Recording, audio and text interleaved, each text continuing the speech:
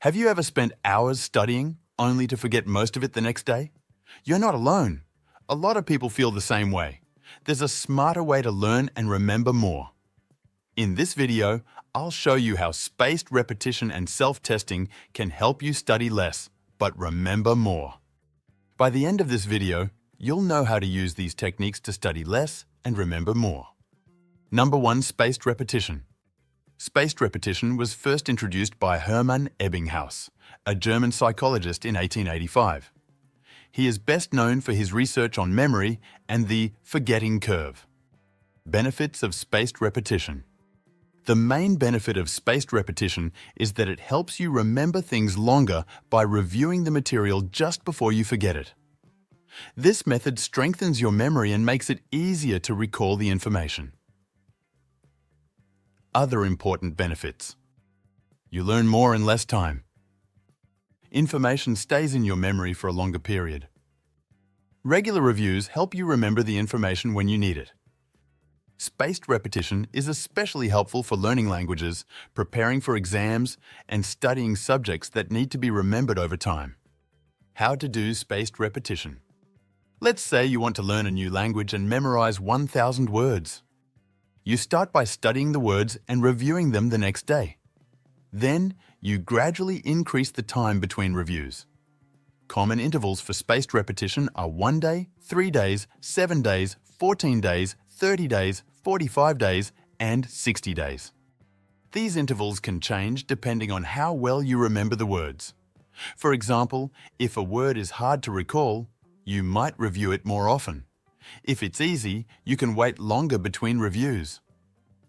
Advanced systems like Anki use algorithms to set the best interval based on how easy or difficult it was to remember the word. This method helps create personal review schedules that suit your learning pace. For example, if you learn a word today, you might review it tomorrow, then after 3 days, then after 7 days, and so on.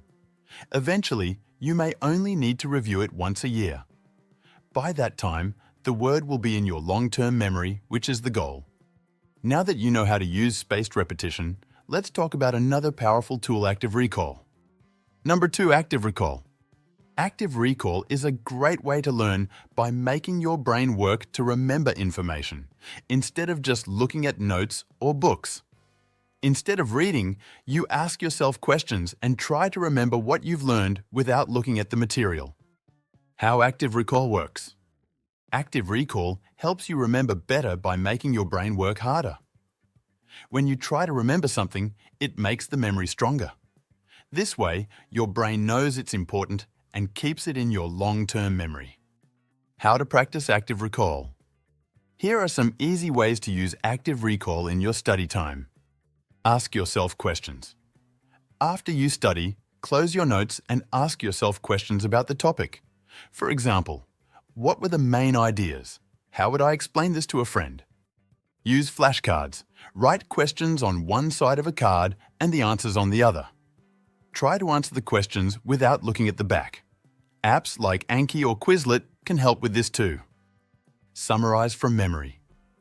After learning something, try to explain it in your own words without looking at your notes.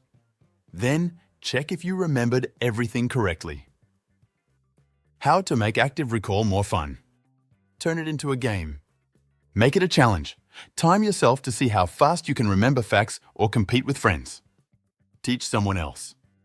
Teaching is one of the best ways to test your memory. Explain what you've learned to a friend or pretend you're teaching in front of a mirror. Short study sessions.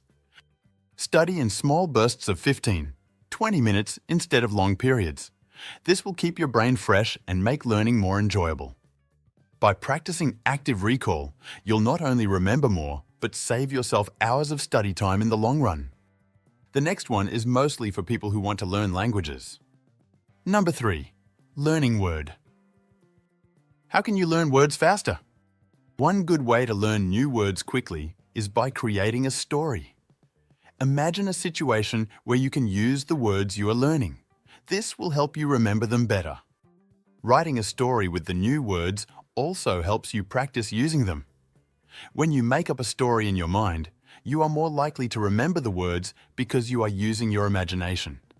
This method also helps you practice grammar, sentence structure, and expressing ideas. Think about this.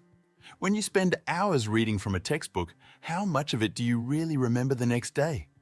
Most of it fades quickly, right? But when you imagine something, like a vivid scene or a funny situation, it sticks with you longer. That's because your brain loves stories and visuals. By creating a story around the words you're trying to learn, you're linking them to emotions and experiences, which makes it easier to remember. For example, if you're learning the word apple in a new language, don't just repeat the word over and over. Imagine you're walking through an apple orchard, picking the juiciest apple and tasting it. That visual stays with you far longer than just reading the word. This way, you're not only learning faster, but you're making the information last. To make this work better, you can write often, even if it's a short story. Use different kinds of words like nouns, verbs, and adjectives. Read the story again to find places where you can improve or learn new words. Read your story out loud to practice saying the words. If you keep doing this, your language skills will get better over time. Those were 3 quick psychology hacks to help you learn faster. Which technique are you going to try first? Let me know in the comments below, and don't forget to subscribe for more learning tips. Thanks for watching.